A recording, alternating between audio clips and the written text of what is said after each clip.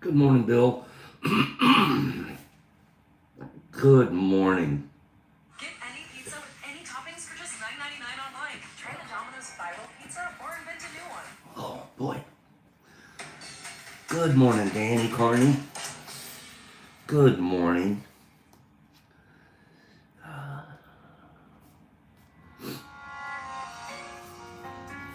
Good morning.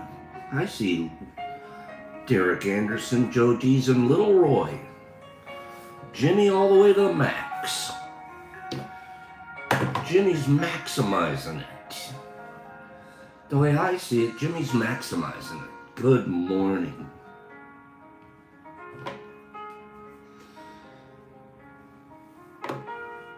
Good morning, everybody.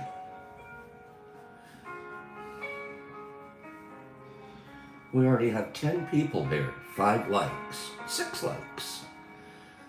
Kitty Cat Zilla, meow. Meow. Juan Tiller.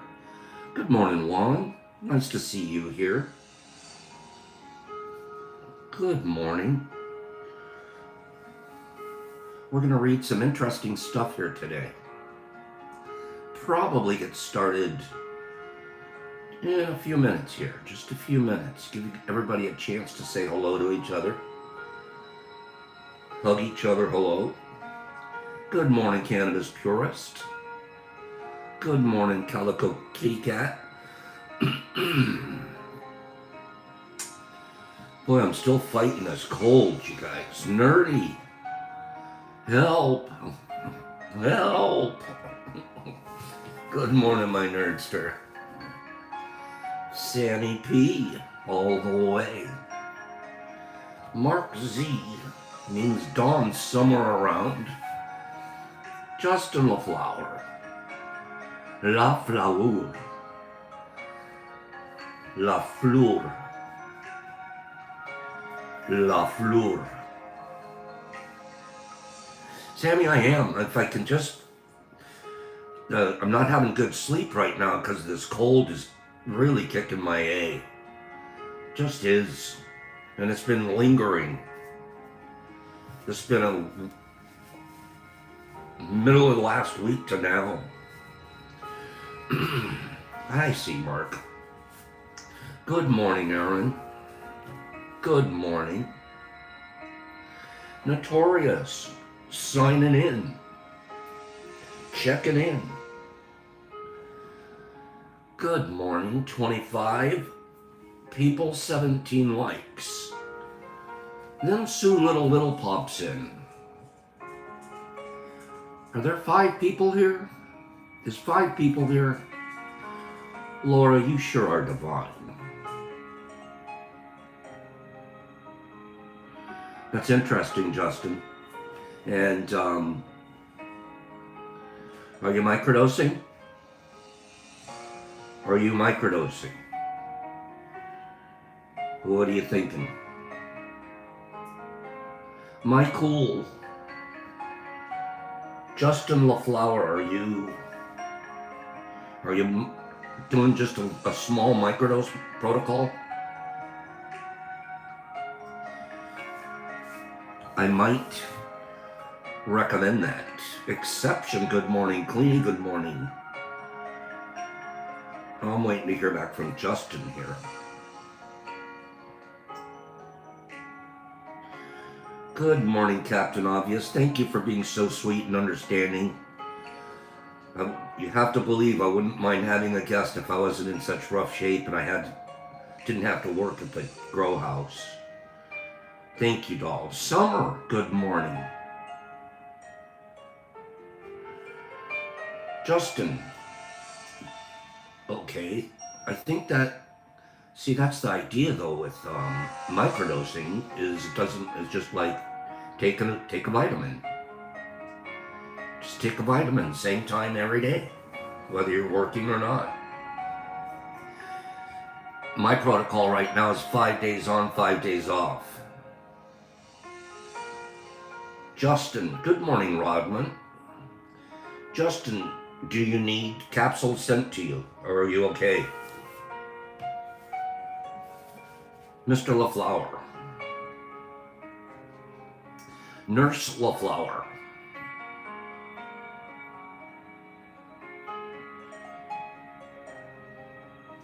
My microdoses are only right around 200 milligram, about a fifth of a gram. Okay, good, Justin. Okay. Fifth of a gram, and I think it keeps my brain fresh.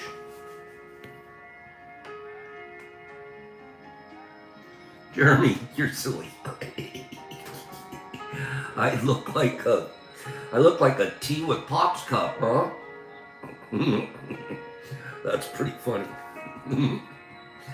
Oh, Jeremy, flat earth carpenter. Good morning, Jesus. Good morning, Kim and Nurs. Good morning, Herbs and Derek again. And oh my gosh, Jesus Christ is here.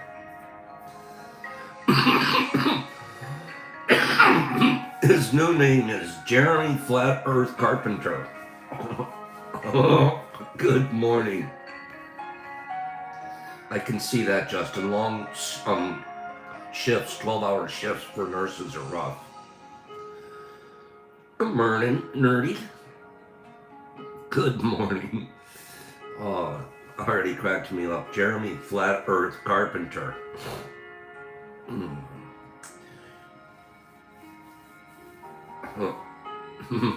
Good morning, everybody. Oh, jeez. It feels better just to be here.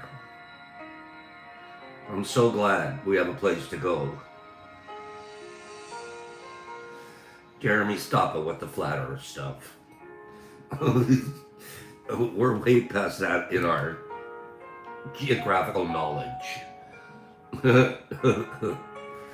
They've been running a scam on us since, 1492?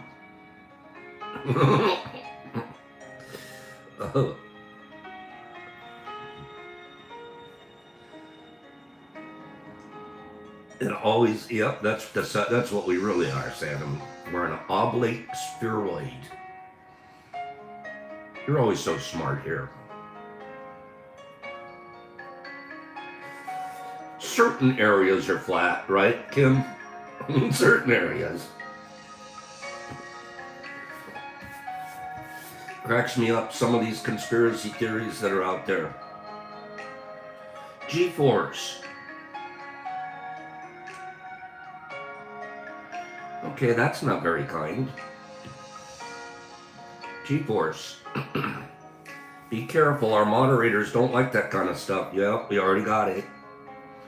They already got you, bro. We have kindness moderators here, okay? We have kindness moderators here. And they moderate very kindly too, might I add. Their moderation is kind. Okay? Good morning. To the Loraxian lair. Just to the reflection pool. Just send them to the reflection pool, okay? 182nd time out your first offense. Oh, you step out of line, we're gonna zap you. Good morning. We just don't need junk here. You can find junk everywhere else in the world. We just don't do junk here. Okay? Cat leaves. I'm reading a book right now where one of the characters is addicted to cat leaves. Khat. K-H-A-T. Fifi's here. Lynette's here. Jeremy, you're right. Jeremy is absolutely right. Oh, absolutely do that, Captain. Absolutely. Topiary gardens are beautiful, are they not? A couple of world-class ones in the in Los Angeles area. Just absolutely, I'd love to go. Huntington Garden, one of them. And then there's another one in, where is it? It's not Altadena. I want to say it's not Pasadena. Anyways, beautiful, world class. Good morning, everybody. Good morning. If I didn't say good morning to you personally this morning, as your names flashed by, I apologize. I'm trying to get everybody here. I get it, Michael. That makes sense.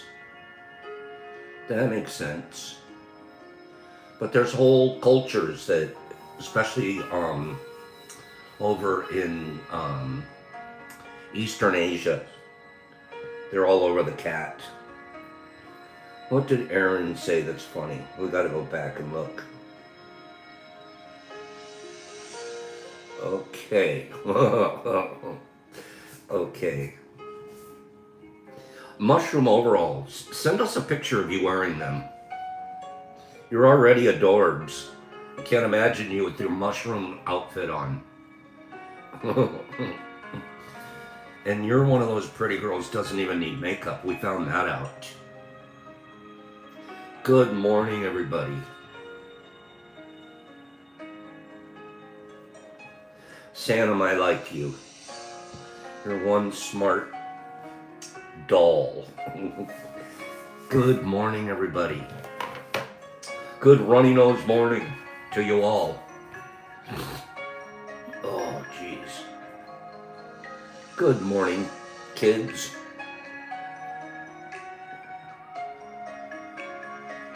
It's a onesie. Actually, if they're cute, maybe we should turn it into the cult uniform. If they're cute enough, we might turn them into the cult uniform.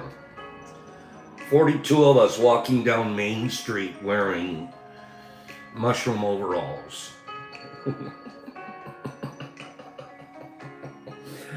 Captain, we're going to believe you when we see it. Okay? We'll believe you when we see it.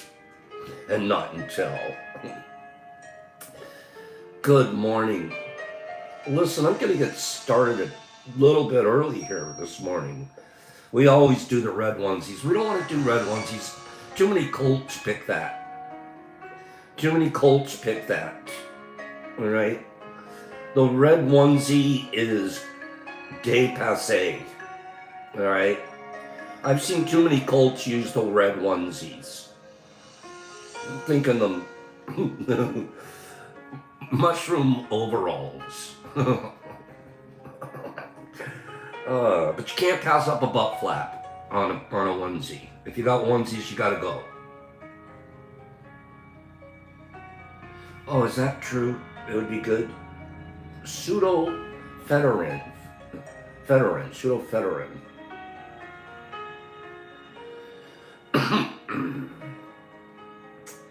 So, yesterday,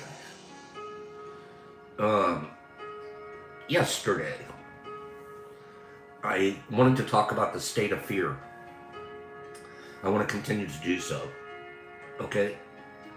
No. Michael, we're all good. All good. I don't want to be Papa Smurf. I don't want to be blue.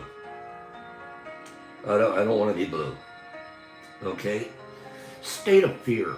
But before I do that, I need to do something. Give me one moment. Forgive me for one moment. I have to go pick up the machine. Okay? I'll be right back.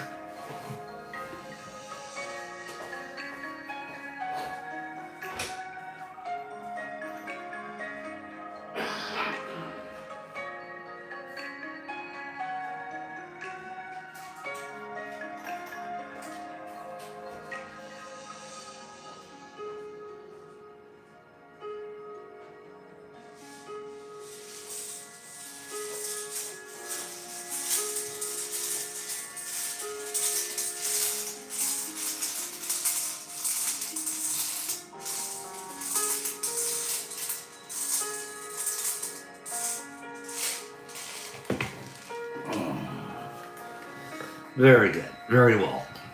Here we are. We haven't done a give me a number between 1 and 50 in quite a while. What I'm going to give away today, 2 different times, I'm going to give away a 25 pack of microdoses. So, only participate in this if you're wanting microdoses. Okay? A 25 pack. And generally speaking, this should be probably about 5 weeks. Okay? On my protocol, this would last about 5 weeks, a little bit longer. Okay? So, I want to be able to give these away to somebody. Alright? So, give me a number. Can I airdrop? You need them quick, huh, Sharon?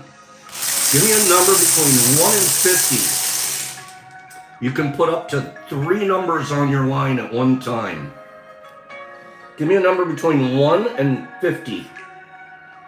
And you can give me up to 3 numbers at one time. The first person to give me the number that's in the chute right now, I'll be sending this 25 pack. Okay? Nurs! Kill the game, kill the game. Nurs said 18, and it's an 18. The first one in the chute. Nurs. Kill the game, kill the game, kill the game. Nurs. All you have to do is send me your address at the Detroit Mush Lab. Look what Derek Anderson just wrote it down. Okay, look at Derek Anderson's comment. Grab my email and send me your address. And we will pop you those pop capsules. Okay? Deal? Deal. Hang around, I'll give away another package here. Yesterday evening I sat around and I made a bunch of microdoses for you guys. I made some packages to give away this week. Okay? To you guys.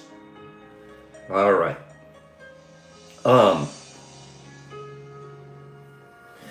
Yesterday I was reading to you guys something out of The State of Fear. It's a book written by Michael Crichton, and it's more or less, it's about global warming in a novel form. And he does a great job of presenting both sides of the issue of global warming. Teaches the heck out of you as you're reading. You feel like you're taking almost a university level class when you read this book. No joke. Especially because as I'm reading it, it's causing me to go research some stuff on my own. Like, wait, what's this that he's talking about? I want to know more about it. And so you heuristically learn more. Heuristically means you're sort of compelled to learn on your own. Okay? But I kind of misread the passage. I didn't misread it. I didn't misread it, but I started too late in the passage. Would you guys give me a chance to read some more of that same passage, but from the beginning? I won't start in the middle. And we'll try to capture this thought that one of the characters in the book have. Okay? This is really what I meant to be reading yesterday, at the very beginning. Funny Zen verse. Good morning, Funds. Okay, let's do it, Sue Little. So this professor is talking to a lawyer in the book. And the professor is considered a kind of a zany professor. He's a little off his rocker. But he so firmly believes what he believes, and most of the academia don't get along with him. 10 years ago, I began with fashion and slang research, he said. The latter being, of course, a kind of verbal fashion. That's a neat concept right there alone. Slang is a verbal fashion. Give me 5 people that get that. Just in one sentence, you're already going, wow, I have so much to learn on this planet. Fashion slang is actually a verbal fashion. Am I right? Is he right?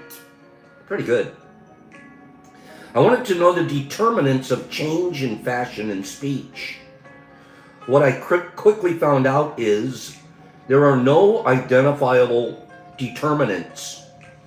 Fashion changes for arbitrary reasons. And although there are regularities, cycles, periodicities, and correlations, these are merely descriptive, not explanatory.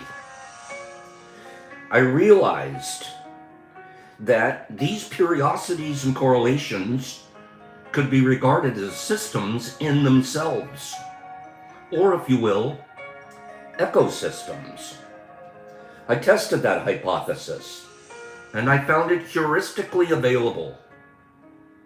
Just as there is an ecology of the natural world in the forest and the mountains and oceans, so too there is an ecology of the man-made world, of mental abstractions, ideas, and thoughts. This is what I studied. Within modern culture, ideas constantly rise and fall. For a while, everybody believes them, and then bit by bit, they stop believing it. Eventually, no one can remember the old idea, the way no one can remember the old slang. Ideas are themselves a kind of fad. Anybody getting into this with me? Anybody getting into this with me? I got a little ways to go. This is pretty good, though. Ideas themselves are kind of a fad, right? This is good. Why do ideas fall out of favor? The answer is simply, they do.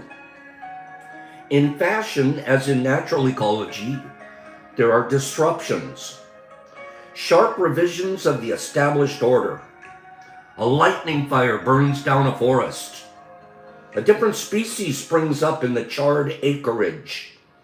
Accidental, haphazard, unexpected, abrupt change.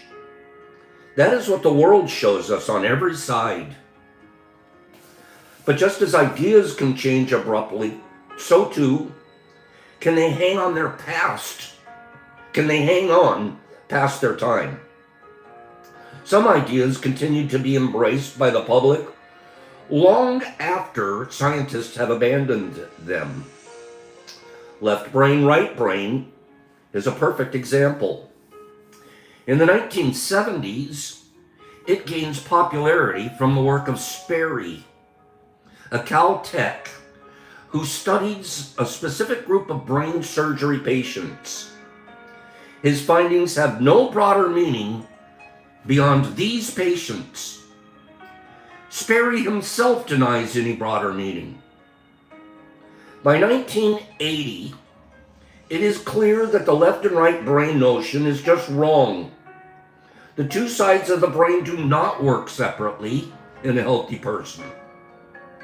But in the popular culture, the concept does not die for another 20 years. People talk about it, believe it, write books about it for decades after the scientists have set it aside. Similarly, in environmental thought, it was widely accepted in 1960 that there is something called the balance of nature. If you just left nature alone, it will come into a self-maintaining state of balance. This is a lovely idea with a long pedigree. The Greeks believed it 3,000 years ago on the basis of nothing. It just seemed nice. However, by 1990, no scientist believes in the balance of nature anymore. The ecologists have all given it up as simply wrong, untrue, a fantasy. They speak now of dynamic disequilibrium, of multiple equilibrium states, but they now understand that nature is never in balance, never has been, never will be. On the contrary, nature is always out of balance. And that means that mankind, which was formerly defined as the great disruptor of the natural order, is nothing of the sort. That's good, Kim. The whole environment is constantly being disrupted all the time anyways. Kind of takes a little weight off of my shoulder. You wonder, if you study the media, as my graduate students and I do, seeking to find shifts in normative conceptualization, you discover something extremely interesting. We looked at transcripts of news programs of the major networks, NBC, ABC, CBS. We also looked at stories in the newspapers of New York, Washington, Miami, Los Angeles, and Seattle. We counted the frequency of certain concepts and terms used by the media. The results were very striking. There was a major shift in the fall of 1989. Before that time, the media did not make excessive use of terms such as crisis, catastrophe, cataclysm, plague, or disaster. For example, during the 1980s, the word crisis appeared in news reports about as often as the word budget. In addition, prior to the 1989, adjectives such as dire, unprecedented, and dreaded were not common in television reports or newspaper. But then it all changed. These terms started to become more and more common. The word catastrophe was used 5 times more often in 1995 than it was in 1985. It doubled its use again by the year 2000. And the stories changed too. There was a heightened emphasis on fear, worry, danger, uncertainty, panic. Why should this have changed in 1989? That's a good question. Critical question. In most respects, 1989 seemed like a normal year. A Soviet sub sank in Norway, Tiananmen Square in China, the Exxon Valdez, Salman Rushdie sentenced to death, Jane Fonda, Mike Tyson, and Bruce Springsteen all got divorced. The Episcopal Church hired a female bishop. Poland allowed striking unions. The Voyager went to Neptune. A San Francisco earthquake flattened highways. And Russia, the US, France, and England all conducted nuclear tests. But this was a year like any other. But in fact, the rise in the use of the term crisis can be located with some precision in the autumn of 1989. Come on, you guys, are you interested in this? Is this interesting? Don't ask me why this brain over here is fascinated. Don't ask me why. But this is so well thought out. And I've done some of my own research after reading this to see is the author correct, and of course he is. Okay, it's funny, Kim, when he was talking about those incidences in 1989, like I'm remembering them. That's right, all that did happen. I don't necessarily remember the year, but wow. Let's move on. 1989 with some precision, the autumn of 1989. And it seems suspicious that it should coincide so closely with the fall of the Berlin Wall, which happened on November 9th of that year. At first we thought the association was spurious, but it wasn't.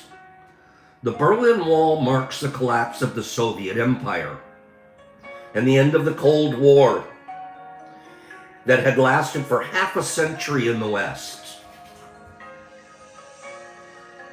And leading to the notion of social control, to the requirement of every sovereign state to exert control over its behavior of its citizens, to keep them orderly and reasonably docile, to keep them driving on the right side of the road or the left, as the case may be, to keep them paying taxes.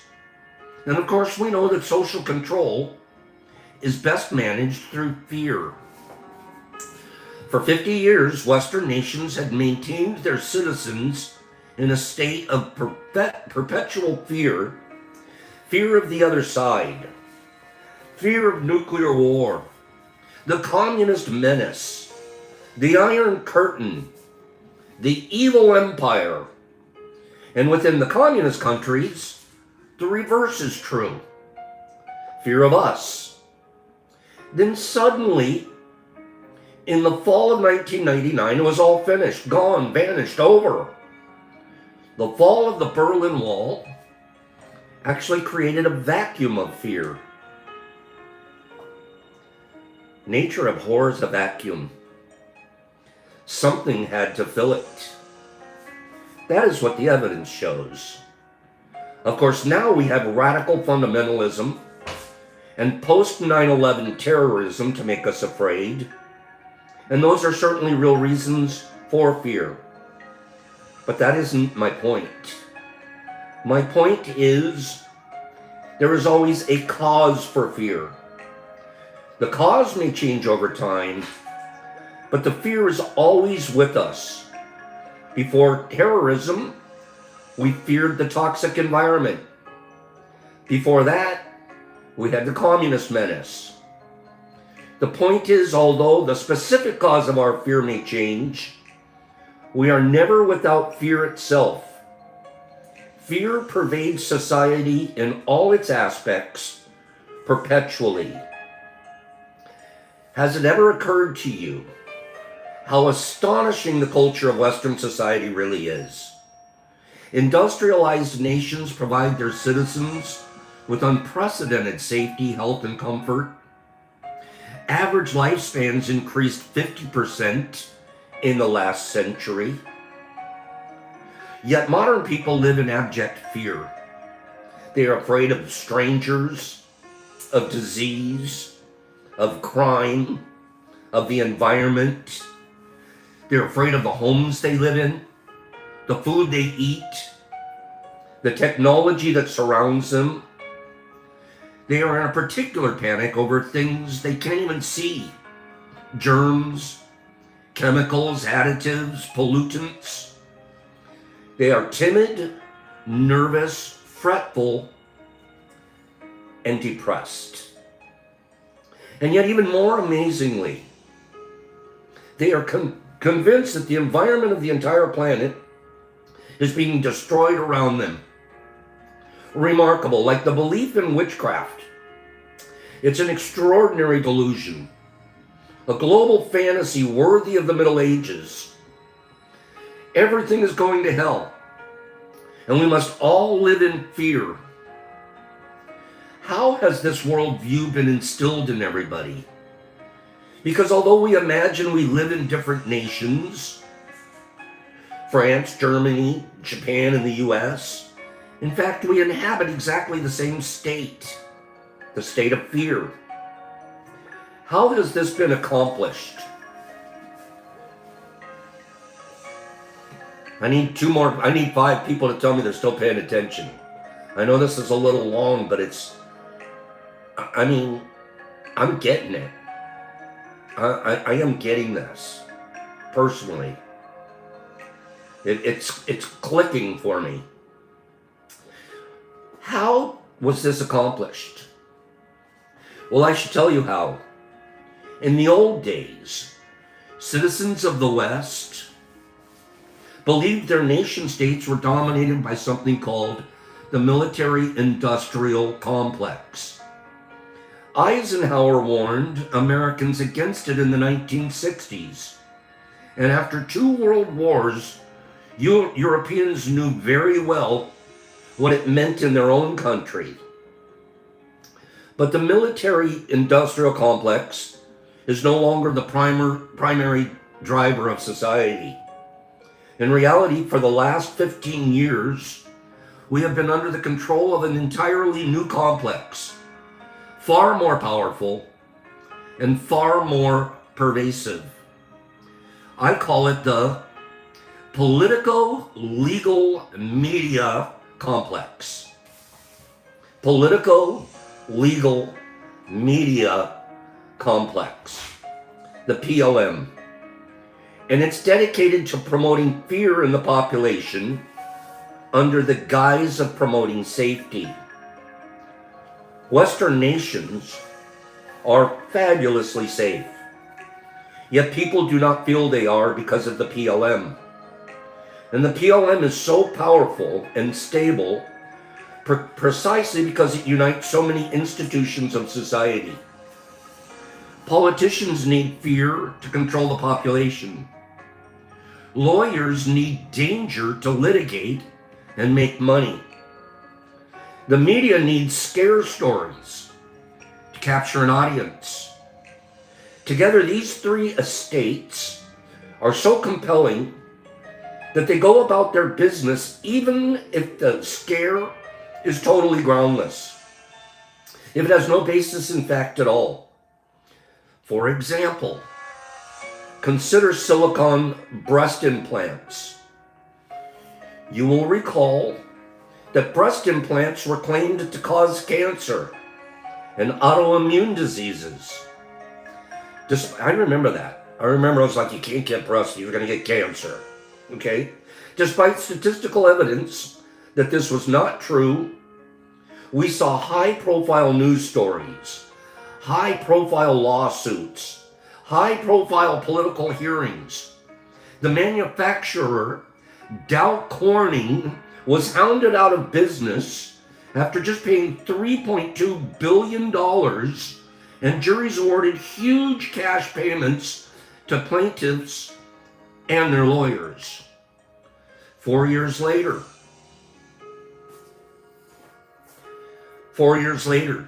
definitive epidemiological studies showed beyond a doubt that breast implants did not cause disease. But by then the crisis had already served its purpose, and the PLM had moved on, a ravenous machine seeking new terrors. I'm telling you, this is the way modern society works, by the constant creation of fear. And there is no countervailing force. There is no system of checks and balances, no restraint on the promotion of fear after fear after fear. But think, if it's not all right to falsely shout fire in a crowded theater, why is it all right to shout cancer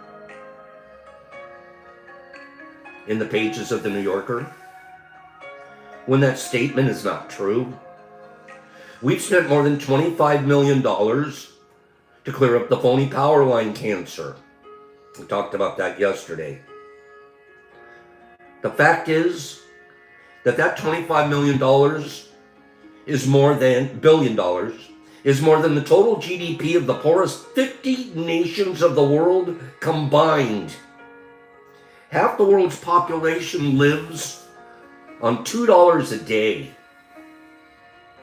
So that $25 billion would have been enough to support 34 million people for a year. Or we could deny, or we could have helped all the people dying of AIDS in Africa. Instead, we piss it away on a fantasy published by a magazine whose readers take it seriously. Trust it. It's a stupendous waste of money. In another world, it would be criminal waste. One could easily imagine another Nuremberg trial. This time for the relentless squandering of Western wealth on trivialities. We should complete the picture with dead babies in Africa and Asia. At the very least, we are talking about moral outrage. This we can expect from religious leaders and our great humanitarian figures to cry out against the waste and the needless deaths around the world that result. But do any religious leaders speak out? No, quite the contrary. They join the chorus. They promote what would Jesus drive, as if they had forgotten that Jesus would drive, had forgotten that what Jesus would drive is false prophets and fearmongers out of the temple. We're talking about a situation here that is profoundly immoral. It's disgusting. If truth can be told, the political, legal media callously ignores the plight of the poorest and most desperate human beings on our planet in order to keep fat politicians in office, rich news anchors on the air, and conniving lawyers in Mercedes-Benz convertibles.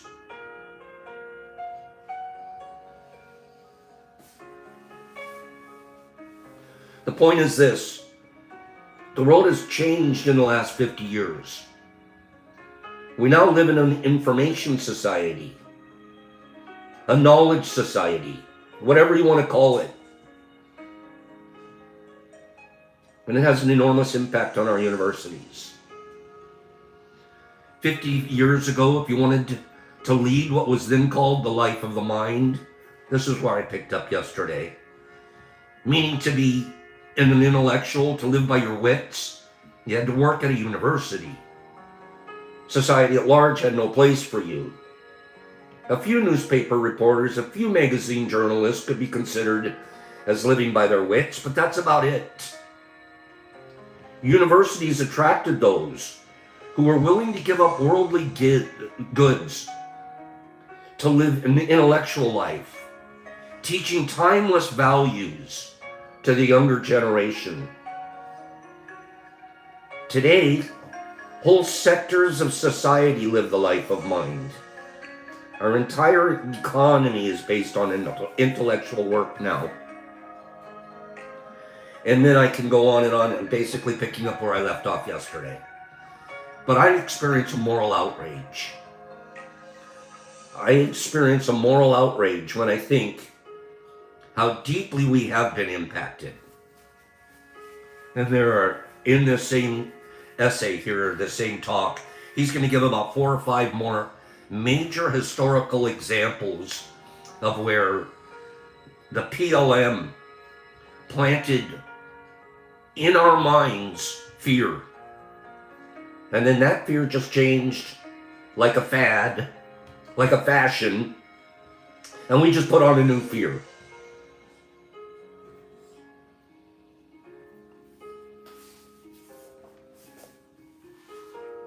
Pretty mind-boggling. Give me 5 people that are kind of mind-boggled.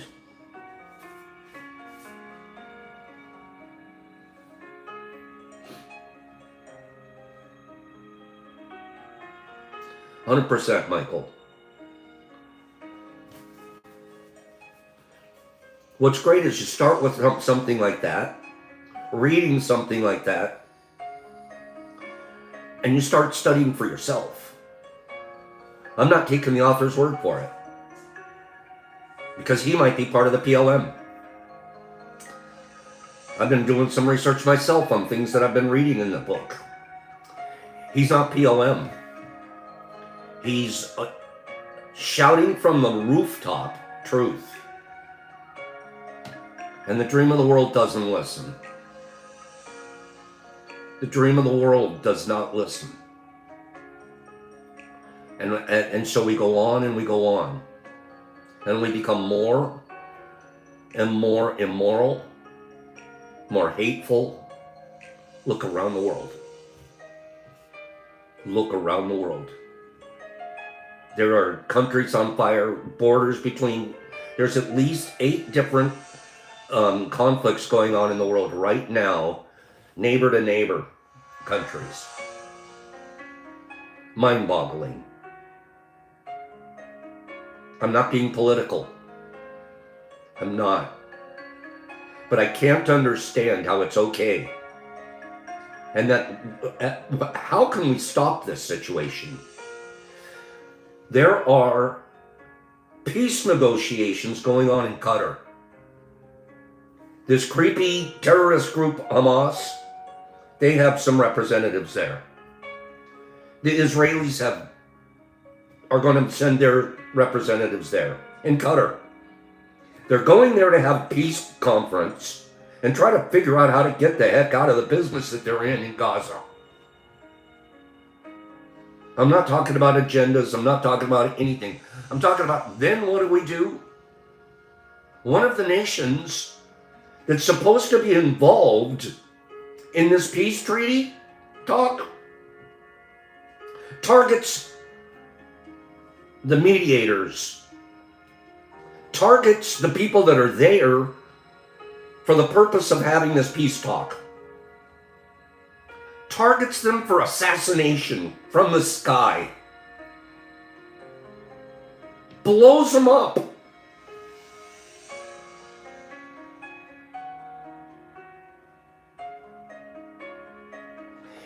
And what are our religious leaders saying about it? What are our politicians saying about it? I don't care who's right and who's wrong. I'm not talking about I like this country and I don't like that country and free this and that. I'm talking about human beings. I'm talking about humans. They have a different point of view than me, okay. But I don't have a right to blow them up. And they all fear each other. They've been driven to hate each other.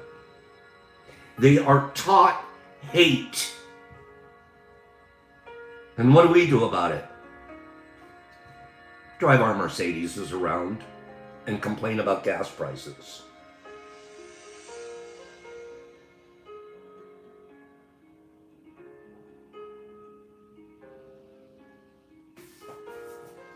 Our politicians, our lawyers, the media, even the universities are now being told they can't teach certain things and certain concepts.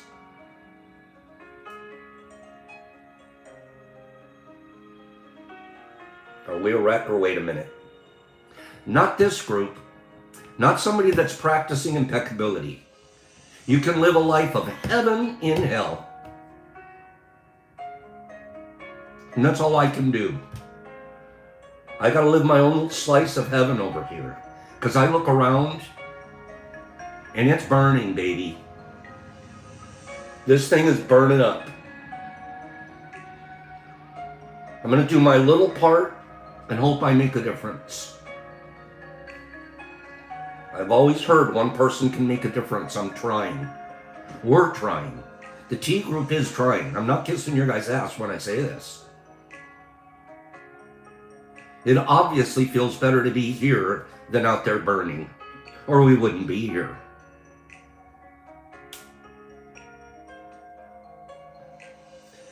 Think about other people more than we do.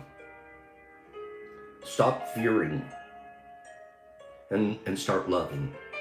Fear is control. Love is giving. Love wants